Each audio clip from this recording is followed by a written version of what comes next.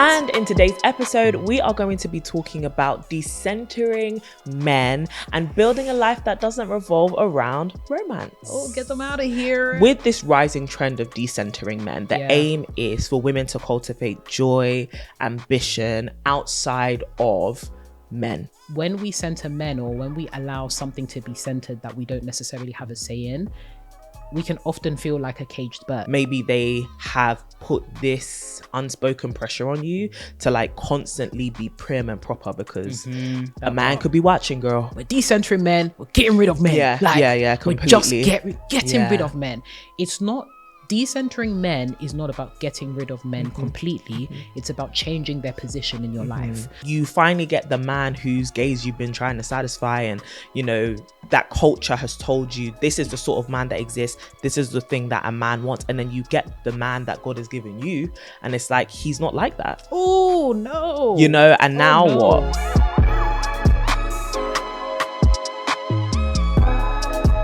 Hello and welcome to the To My Sisters podcast. I'm Renee. And I'm Courtney, and we are your online sisters and hosts of the To My Sisters podcast. Now, we are all about promoting the wellness, growth and development of a community of sisters across the world. And in today's episode, we are going to be talking about decentering men and building a life that doesn't revolve around romance. Oh, get them out of here. Yeah, you know, as two people who are actually getting married this year, I thought it would be a great conversation to talk about this online trend that is decentering men and living a life where you're not just completely obsessed with whether men like you, whether men want you, which I actually think is sometimes a subconscious thing a lot of us have internalized in our lives. So hopefully this conversation is one which helps the girlies to figure out how to live a life that's full of joy outside of romantic love, even if romantic love is actually present in your life.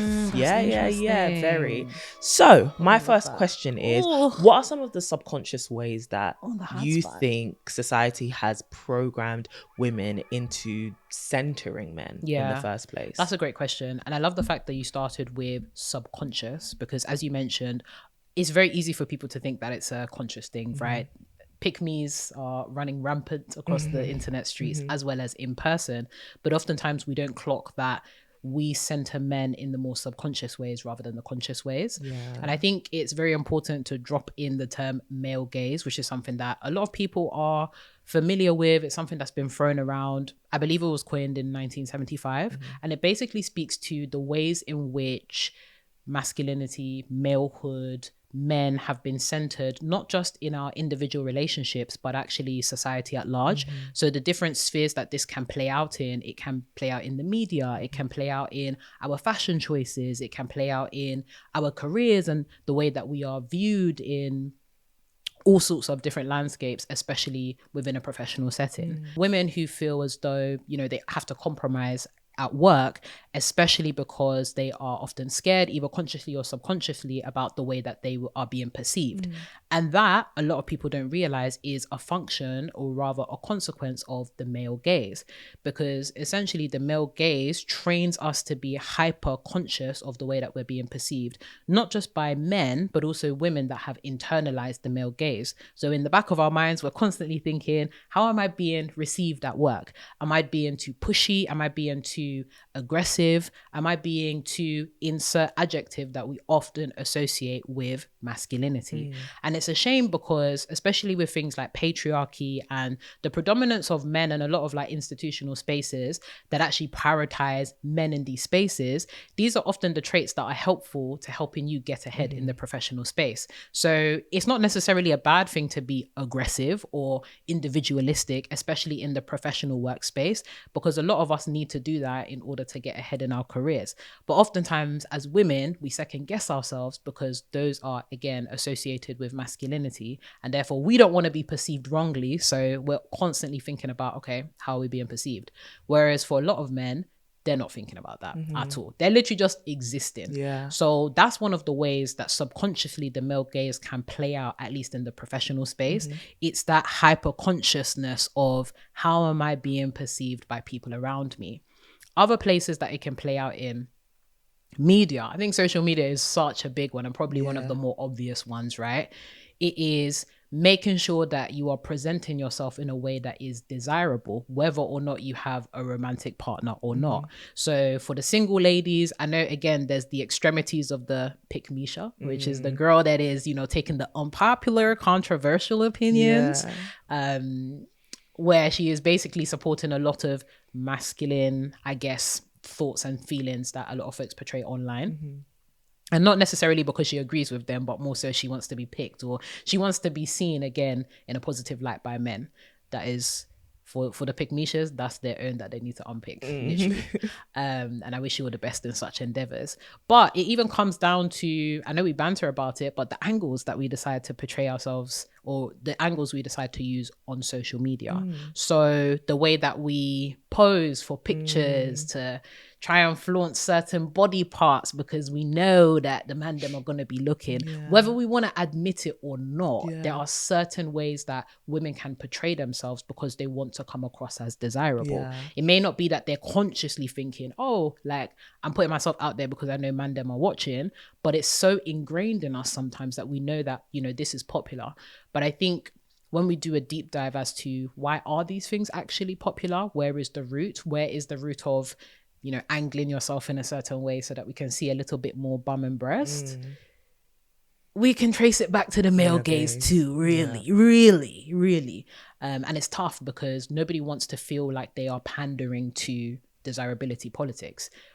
And I think there's also a conversation that needs to be had about the fact that there are very real, I guess, privileges to being desirable. Like, it's not just about pandering to the male gaze for the fact of pandering. It's understanding that you actually get access by pandering to the male gaze, right? So the baddies on social media, it's not just about being desirable for desirability's sake.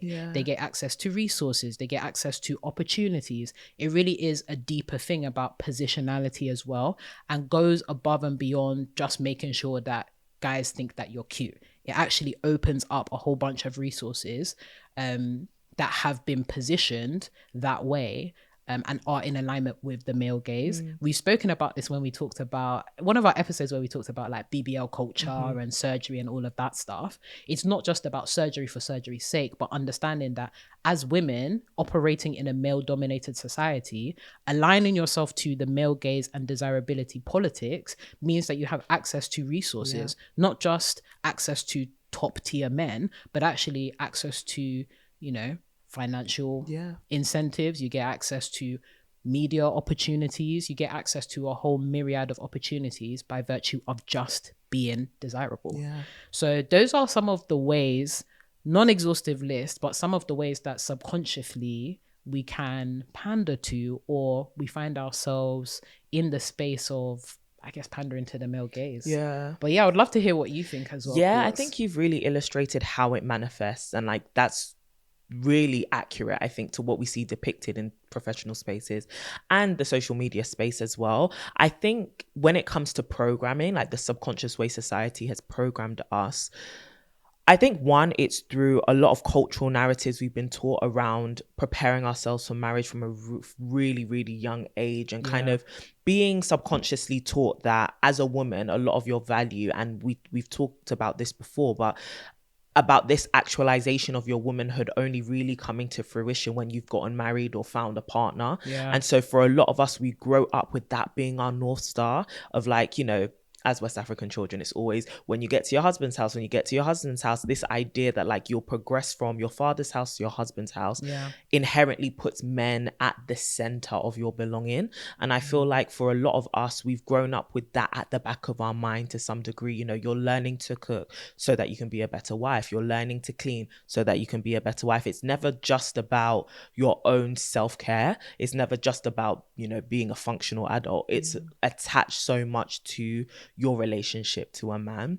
I could definitely testify that as an African daughter. However, I think for a lot of us, it's also in the movies that we watch, like the Western films that we've watched. And, you know, it's the Disney complex. It's the forever, you know, happily ever after. It's the princess in a tower coming to get saved by the prince. You know, everyone grows up thinking, I want a Prince Charming, you know, and it's quite rare that you'd find someone who from a young age is very cognizant of being rebellious of that.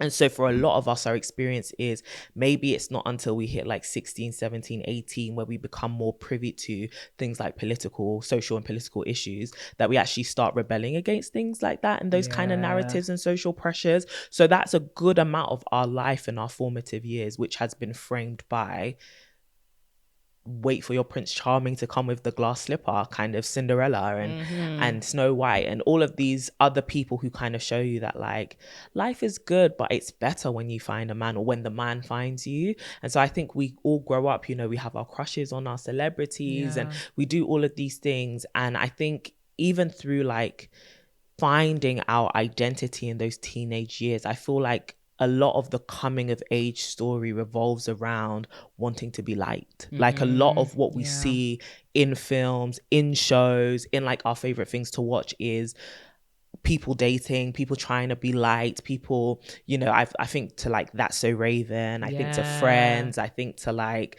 all these shows that we grew up kind of watching where it's the girl has a crush and she wants the guy, but she wants the guy to want her. And it's a huge part of our coming of age stories sometimes as like teenage girls where it's like, no, we actually want to be wanted. And I think that can sometimes we can become hyper focused on that.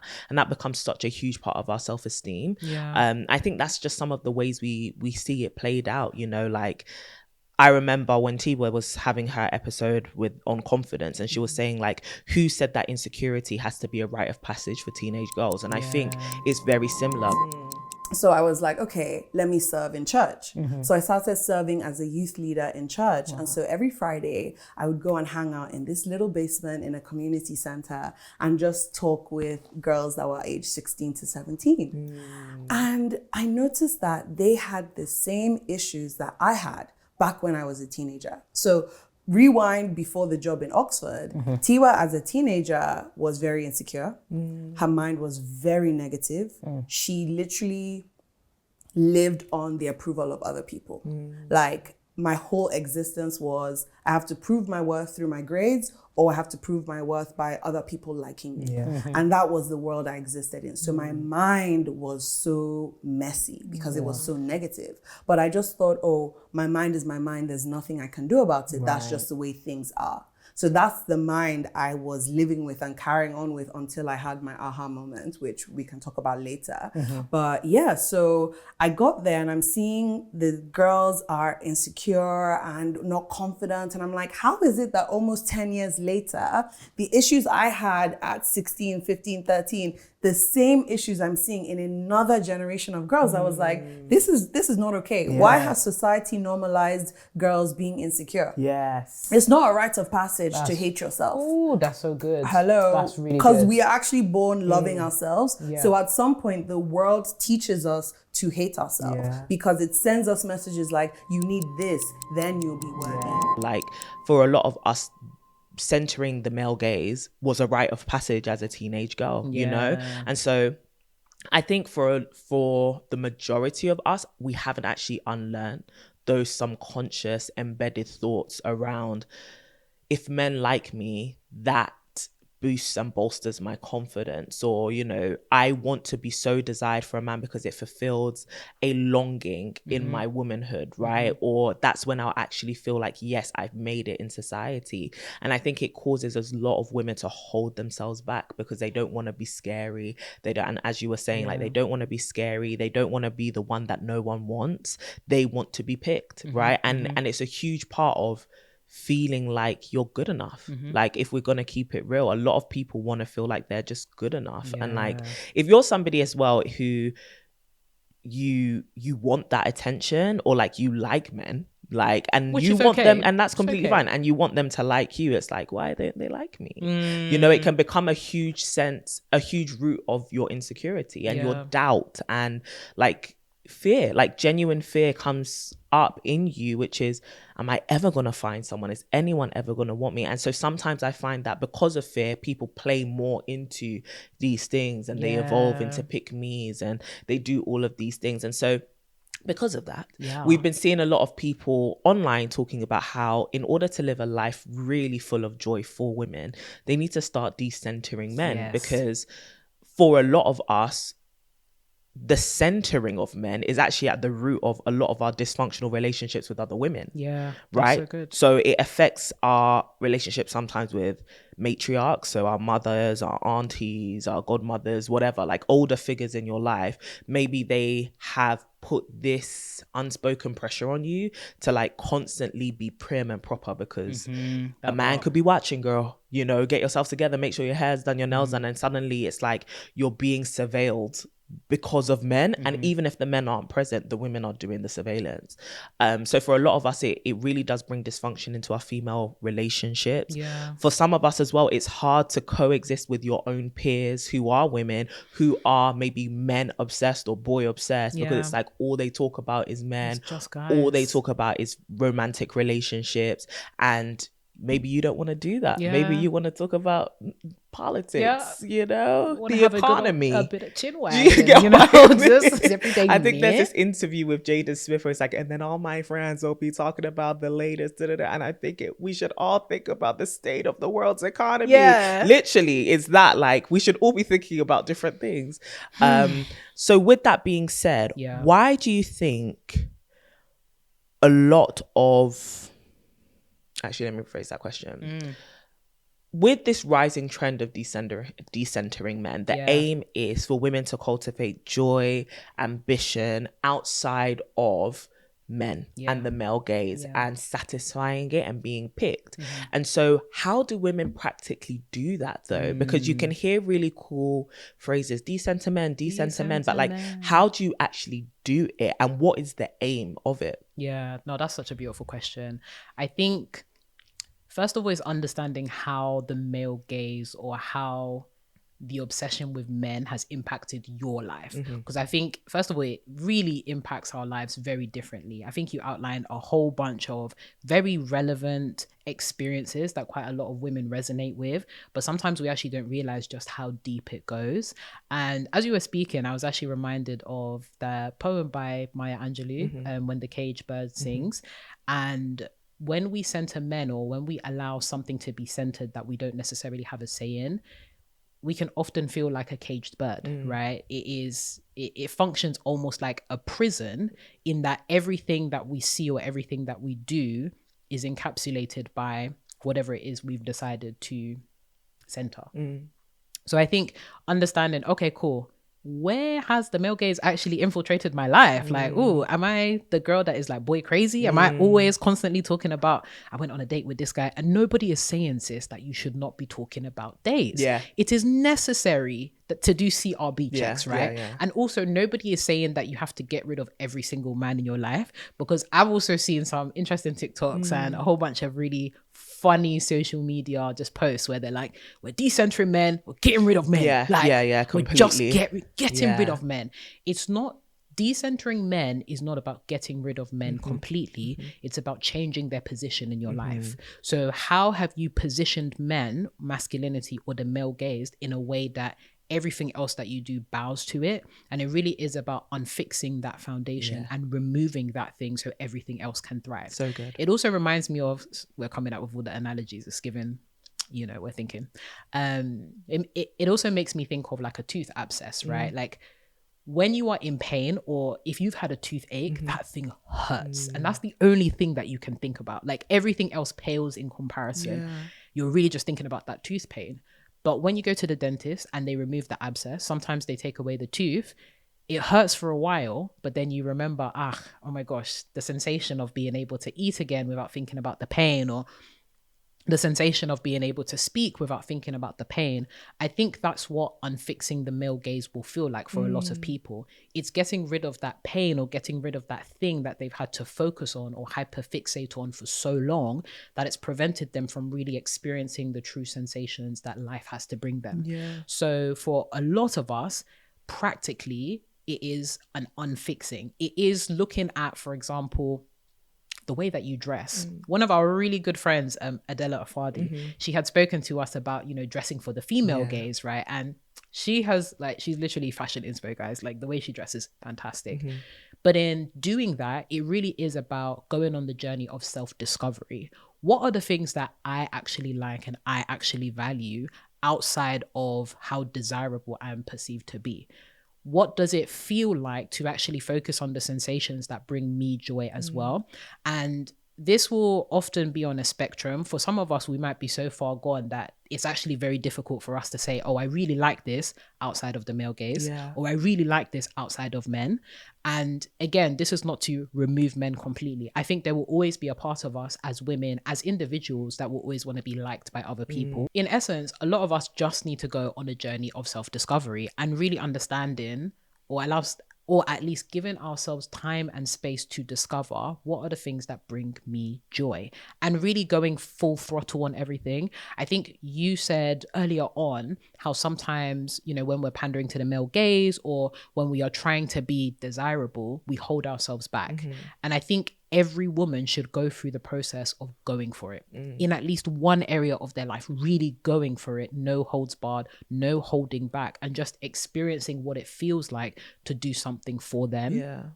Because holding back is a real thing, and personally something that I've experienced in so many different areas of my life where I haven't been able to experience the fullness of joy because I'm holding myself back.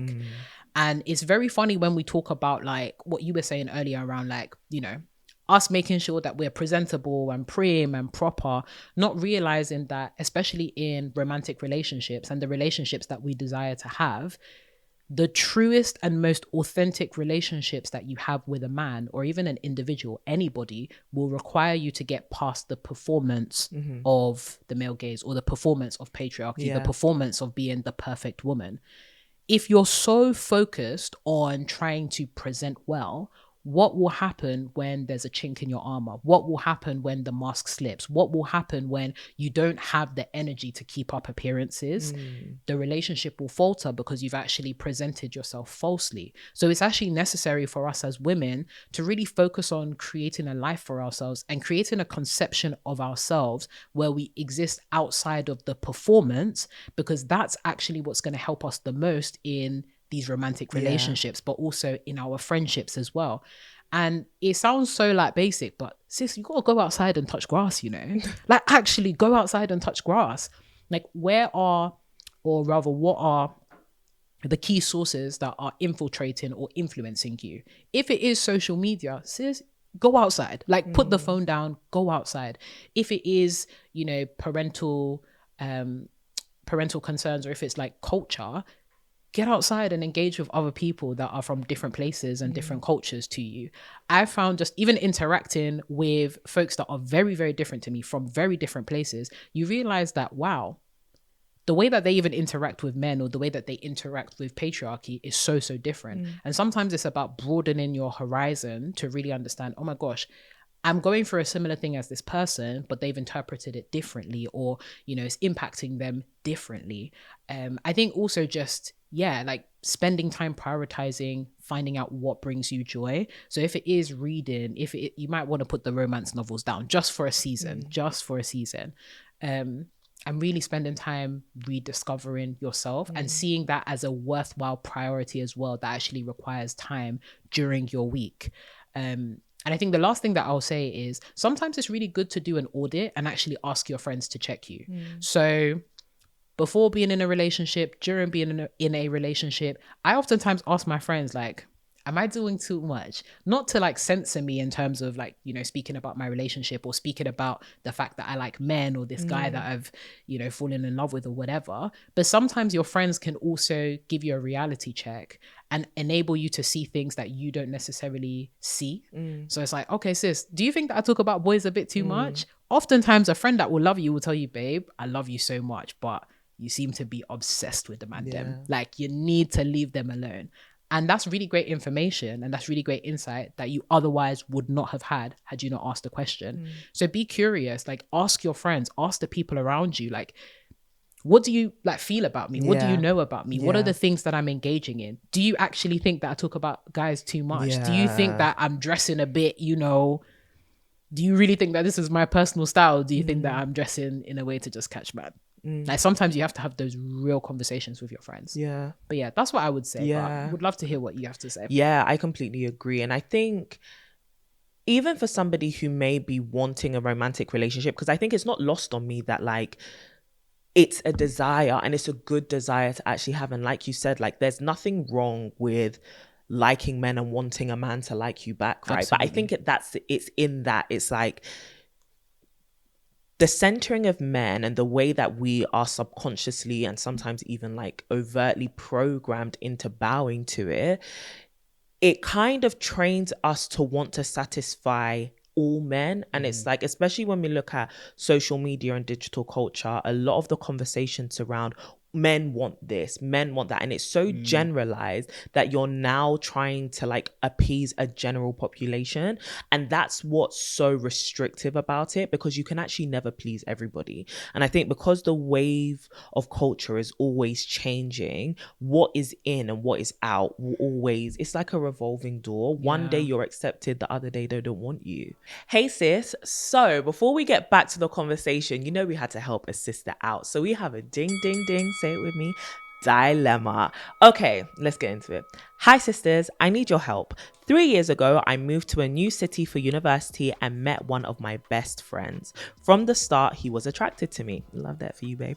But I hesitated because he's not a Christian and I didn't want to be unequally yoked. Still, by the end of that summer, I had fallen in love. We became intimate, spent all our time together, and even my family adores him. My mum prays he'll come to Christ. Now, 3 years later, we live in the same city, travel together, share a friend group, and remain deeply connected, both emotionally and physically. But I feel increasingly unhappy. We act like a couple, but there's no title or commitment. I told him from the start I couldn't date him due to our faith differences, and he has no interest in exploring religion. Yet I've ended up in a pseudo relationship, compromising my faith while feeling hidden. I fear he'll never work because Christ isn't at the center. But he's also my best friend and my strongest support system in this city. So the thought of letting him go is heartbreaking. What should I do? I'd appreciate your prayers. Well, girl, our prayers are always with you. This one is a little bit of a tricky one because it has been such a long time since you guys met. It's been 3 to 4 years of you, like you said, being in a pseudo relationship. And I'm not gonna lie, girl, you are in a situationship. And emotions can often become entangled when it comes to these kind of things. And so what I would actually say is, babe, you're gonna have to cut this one loose. I know it's hard. But as much as this is your best friend and you love him, and I'm sure y'all are having some good sex, let's just call it what it is. This is not going to go anywhere, okay, unless you are happy compromising on something which seems like a really big value to you, which is having a common and shared faith with your romantic partner. And so I'm sure he's an amazing person, but remember that relationships are built on shared values as well as great chemistry. And it sounds like you guys have great chemistry. Of course, you've been able to build a budding friendship, but for you to say that you are deeply unhappy and you continue to be deeply unhappy, your romantic relationship shouldn't fill you with deep unhappiness. And I guess the challenge right now is you think you can't find anyone else maybe, or this guy is just so good that it feels like he's worth compromising on a really big thing for. And I think it requires you to ask yourself, is faith important enough to you, or having a shared faith with your partner important enough to you as a conviction to cut this one loose, especially on the romantic side of things? Which one are you gonna trade? It's either you have a relationship with this guy or you pursue having a relationship where you have a shared faith with this person. And I know your mum's praying for him, and our mum's prayers are always really effective, but honestly, faith is such a personal journey. You cannot pressure anyone into becoming a particular faith or following a certain religion. And so I wouldn't put all my eggs in the basket of him converting to Christianity, because you may be disappointed, and also you may be putting an unnecessary amount of pressure on him to come to what is a very personal religion for the wrong reasons. He may end up becoming a Christian just because he wants to satisfy you, and that's not really how this faith thing works. If he is going to come to Christ, let it happen organically. Let it not be because you really want to be with him. And so yes, continue to pray for him as a friend, but honestly, sis, I think you need to cut this one now. The more you're in a relationship with each other, the harder it will actually become. And especially because this is a relationship which is causing the both of you to compromise. Now, I'm not sitting here saying anyone is perfect, girl, but if you know that you are violating something that's really important to you, actually, such as maybe abstinence or just not crossing certain boundaries which you have set for yourself, and it continually happens, all these travel trips that you're doing with your bestie, stop it. You know, we have to stay at home, okay? Or you have to go with your girls, or you have to tell this man to stay at home. And so I think as much as it's nice, as much as it's fun, too much compromise, too much unhappiness, too much impracticality, like this is actually quite impractical, and you're hoping on so many things which might not actually happen. So sis, I'm sorry to break it to you, but I think you have to start afresh. And my encouragement to you would be that there are many other men out there, like there are many other men out there who will probably align with your values, who you can cultivate an amazing friendship with. And I would start that process of trying to date other people and kind of putting some more boundaries. I wouldn't say cut your friend off, but it may be hard to have a close friendship after you've had a situationship with someone. So you may have to also be prepared for your relationship with this guy you so dearly love to look very, very different. But it will all work out for you if you start making some big girl decisions, right? Start thinking what actually matters to you and what are you going to pursue, and start taking the steps. Date other people, tell people you're looking, tell your mum to pray for someone else to come into your life. That might be a better use of her prayers. So yes, sis, we are praying for you. We are sending you so much love, and we hope that this helps. And so I think decentering men is such a beautiful thing because it allows your identity, self-esteem and self-worth to be rooted in something which is a lot more solid and a lot more consistent, which is, for us as believers, our identity in Christ. But even outside of that, just the genuine liking of our authentic self. Like, I've gone on this journey, as you said, of self-discovery, and I like the person who I actually am. And I don't feel like I need to change just because someone doesn't like me. I change when I realize that this is no longer in alignment with the woman that I dream of being, right? Yeah. And so I think this journey of decentering men, and like as it's arisen as more of a trend and people mentioning it more on social media, I think it's actually a call to women to fall in love with themselves outside of someone loving them, right? And actually saying it's okay to want a husband, to want a boyfriend, to want to be booed up, but that's not the be all and end all of life. You don't need to put your life on hold until you achieve that. And even seeing it as an achievement is another issue, right? You don't need to see your life as incomplete because you aren't in a romantic relationship. And also, like you were saying, this man doesn't have to be, whether you're even married to him or not, doesn't need to be the center of your whole world, but he can be a really nice part of it, right? And I think for a lot of us, we've seen women lose themselves in relationships because even if they were doing the whole I'm on my self-discovery, as soon as they are in a romantic relationship, they center that man in their whole life. And, you know, it's seen as, well, I'm just catering to my man. And it's like, yeah, absolutely. But also, one, make sure that is reciprocal because you deserve to take up as much space in your romantic relationship. Two, ask yourself, has he put you at the center of his world? And I think for a lot of men, like, they don't put their romantic partner at the center of their world, and that's not an unhealthy thing. I think it's because they've just learned to be individuals. And I think women need to learn that as well, to like take a lot of pride in their individuality, even if they are in covenant or they are in union with someone else, because it produces a really beautiful harmony which allows for you to steer away from, dare I say, like resentment of losing yourself in someone else, right?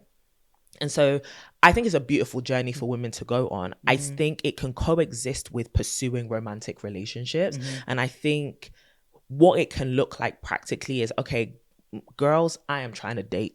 Okay. And so I'm going to be talking about men a little bit more in this season because I need to navigate this, and I want your help, especially in terms of how it affects our female friendships. But it's also saying, like you said, if I'm doing it too much, let me know I'm doing too much. Or make sure that I don't lose myself. Like, help me to make sure I don't lose who I am. And I think it's being intentional about making sure that every aspect in your life isn't this perfect curation to find the perfect spouse, Yeah. right? And like I've definitely seen, especially in like, you know, shout out to the daughters of Abraham, in us like faith, women of faith, right? A lot of our life is preparing for a husband. I'm waiting for my husband. I'm waiting for my husband. And it's like, but babe, you are all right now by yourself, right? And it's okay to want to go on dates. It's okay to, you know, do the I'm strategically positioning. It's okay to do all of these things, but they cannot become your entire identity.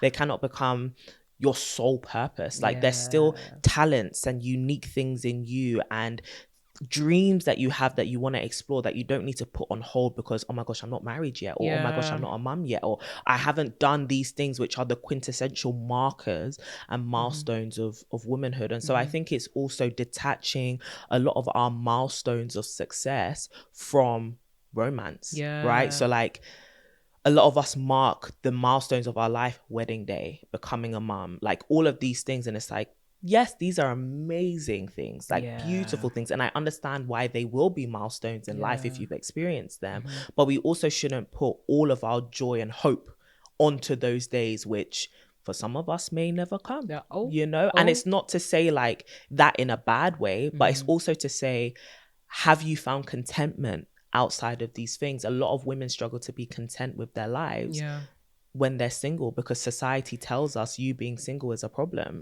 or society tells us you having never gone on a date at 30 is a problem, or you being a virgin in your 20s or your 30s or even 40s, that's a problem. And it's like, why is that problematized, right? What we live in a culture that is to some degree hypersexualized, that hugely objectifies women. And so for a lot of women, they don't know how to just be outside of the male gaze. And so I think it's a beautiful journey of just saying, like, as cliche as it sounds, I am enough outside of someone loving me. Like I don't need someone to love me romantically, because there is so much other love in your life. And I think it's that as well. It's like actually having a deep appreciation for the platonic love, the familial love, the spiritual love that exists within your life and your other community. That means that you're actually soaking all of that up, even if you don't have a romantic relationship yet.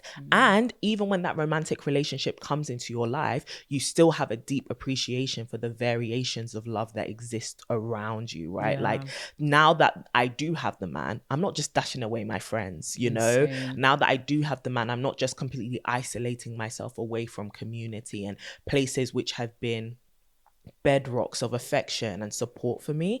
And so I think it's leaning into the different areas of love and allowing those to fill you up just as equally as romantic love, because I think it actually allows your romantic love to flourish even more. Absolutely. When you are not putting all this pressure on this one person. It's one person who was never built with the capacity to support all of that. And as you were speaking, I was also reminded of the fact that internalized misogyny can play out so terribly in our relationships with other women as well, right? Like the policing of women because of desirability politics, the competition and comparison that occurs when our desires are so fixated on romantic relationships, the way that we can infiltrate, you know, romantic relationships, the way that we can pull each other down because our desire is so coached around wanting a man or wanting men in general.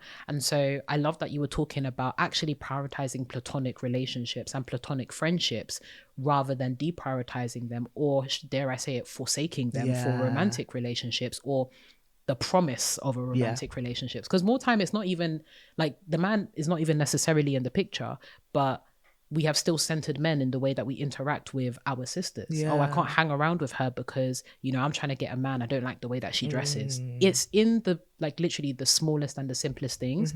And it's actually our job to make sure that we are pulling ourselves up on that. And we're actually prioritizing sisterhood as opposed to our desirability, especially in our friendships. So when you were speaking, I was just reminded of that and how, wow, like it goes so deep to the point that it can actually cause us to forsake our other relationships too. And dare I even say, I think a lot of us see internalized like patriarchy in the way we interact with men. Right? Like you finally get the man whose gaze you've been trying to satisfy, and you know that culture has told you this is the sort of man that exists, this is the thing that a man wants, and then you get the man that God has given you, and it's like he's not like that. Oh no. You know, and now what? Now you're all like, Oh no. you know, you actually have to treat this man as an individual. And I think this no. is something I always tell people, like, you are not living for the satisfaction of all men. You are living for one man. Like, That it's is literally, so you're going to, if you practice monogamy, You have to make the disclaimer. other lifestyles before. So if that's your steez, what I'm about to say doesn't apply. So funny. But if you are practicing monogamy, it's actually just one person. It's one person you have to understand. It's one person whose preferences you have to understand. It's one person who you have to adjust to. Absolutely. It's only one person you have to compromise with. Like, I'm really inspired. The other day I was reading the Bible, and it was like, I think it's in Colossians, where it was like, you know, submit to your husband. Oh. And it's just, that's it. Submit to your own husband. Your own, not every other man on Twitter, not every other man on Instagram, not every man with a podcast. Like, it's your own, right? And I think it's like, when we internalize patriarchy, a lot of us project onto men that, but you should be like this, you should be like that, because society has told us we should be like this, we should be. And so you spent your whole life fitting yourself into a box. And now you've met a man who's an individual who's like, I like what I like, I am who I am. And you're like, no, fit into society's definition of masculinity. Play your part. Do you get me? Play your part, because I've been fitting myself in this box of femininity. And it's kind of like a resentment, which is like, why don't you act like these other men? Because you've been taught all your life to act like these other women. And now there's like, you kind of hate this man. You love him, but you're like, but I want you to be like him. You know, but the same way society tells us you as a woman should be like her, you know, be like Lori, be like all these people. And it's like, babe, the game doesn't give out rewards and prizes. I'm telling you, it doesn't. It just leaves you bitter and broke. So yeah, that's what I would say. So I think it's realizing that none of these things actually benefit either of us. Yeah, like, they actually don't benefit either of us. And so yeah, I think this conversation can go so far and so wide. And so it'll be good to hear the sisters' feedback on it. Jump into the YouTube comments, jump into the Spotify comments. But I think as we kind of wrap up, and before we do our little new segment, I wanted we don't typically drop a like to my sisters ... in like non-guest episodes, but I was thinking it would actually be really nice too. So yeah, if you had to say something to a woman who, you know, is seeing these TikTok videos like, babe, decenter men, what would you say? What's your to my sisters? To my sisters. That's a really good question. What would I say to a lady seeing all of these TikTok videos as well as Instagram, because we haven't forgotten that TikTok has been getting her flowers, and she should, because she's a great place. Oh, okay. To my sisters, you are so much more than men.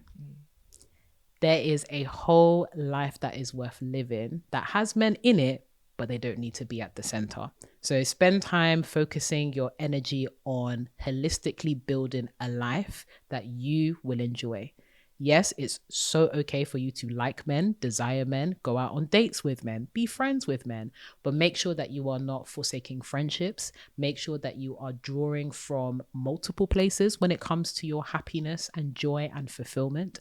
And make sure that you are building your life on something that has a firmer foundation than the man them outside. That is what I would say. I love that. That was really, really good. Oh, wonderful. Hey, sisters. We hope that you enjoyed the episode. What an epic conversation on all things male validation, decentering men, and making sure that you're actually pursuing a life that is on your terms. All about cultivating joy, happiness, and let's face it, peace. Because some of these men out here is not giving you or bringing you any form of peace. Now, before you go, one thing that we really prioritize here at the Sisterhood is making sure that you are practically equipped to enact some of the conversation, some of the pointers, some of the nuggets that we were talking about across the conversation. Before we go, we want to leave you guys with a journal prompt as well as a key action that you can take away and take with you into the week. So, this is a journal prompt for you guys, whether you like to write, whether you like to create videos, whatever format makes sense for you. The question of the week is, in what ways have you prioritized male validation in your life? And how would your decisions change if you decided to decenter men? What would your life look like? We really want you to journal on that particular reflective question and come up with a couple of pointers to really help you steer yourself, steer your life moving forward. And if you haven't already gotten a copy of the To My Sisters book, sis, that's probably step one to decentering men in your life. So make sure that you get a copy of the TMS book, and we actually have an activity that is very much related to the reflective question. And that is creating a personal manifesto. So if you don't have an idea of your values or the key kind of central tenets that you want to live by, a personal manifesto is your opportunity to do just that. It is essentially a code of conduct or a code to live by. What does it look like to live life on your terms? And as part of that personal manifesto, we want you ladies to write down 5 key goals, key dreams, key things that you want to see in your life, whether it be this week or across the year, that decenter men. So prepare to dream big this week and actually for the rest of the year as you write your personal manifesto and you write down those goals, those dreams, those ambitions that you may have put to the wayside because you've been centering men. All right. This is the year that we are stepping into all manners of fulfillment, of joy, of peace, of happiness, and holistic well-being. So sisters, we really hope that you enjoyed the episode and we are so looking forward to doing these steps with you. If you are looking for a community to hold you accountable as you put all of these things into action, you should join the digital sisterhood community that we have cultivated, aka the Sisterhood. You can join by heading over to www.tomysisters.com. It will be a very cutesy, very big little button that you can click to join the Sisterhood. We will also put the link below in the description so that you have easy access to that. And of course, you can stay updated with everything to do with To My Sisters. You want to stay up to date for things regarding tickets, events. We've been enjoying ourselves and going around the town from South Africa to London to a couple more places on our radar. But if you want to be first to know, then you should join our newsletter over at www.tomysisters.com. Hey, the website is giving all around one-stop shop for all things related to TMS. So make sure that you stay up to date there. You can also stay up to date all things To My Sisters by following us on all social media platforms. You already know the drill, but if you are new around these side of the streets, it is at To My Sisterhood on all platforms, from YouTube to Instagram to Twitter to X to LinkedIn. At To My Sisterhood, you will find us there. And of course, if you want to follow our individual journeys, you can also do that. You can follow my wonderful, amazing bestie over at CD Barteng. And of course, you can follow me over at Renee Kapuku. Now, sisters, we are so keen to hear your thoughts on the conversation. What are some of the ways that you feel like you have been centering male validation? What are some of the ways that you've seen some of your homegirls centering male validation? Now, that will be really fun to find out. Please comment like it's hot down below in the comments. You can comment over on YouTube and you can also comment over on Spotify. The Spotify girlies have really been eating it up and we have loved seeing all of the commentary. So keep it up. We want to hear your thoughts. And of course, make sure you sign up to the Sisterhood so we can debrief, we can gist, we can do all of that kind of good stuff. Wednesday, every single week, we have an exclusive debrief, a live stream where it's me, Courtney, and the homegirls coming together. So sisters, we hope you enjoyed. We love you deeply. We will see you in the next episode. And as always, keep glowing and growing.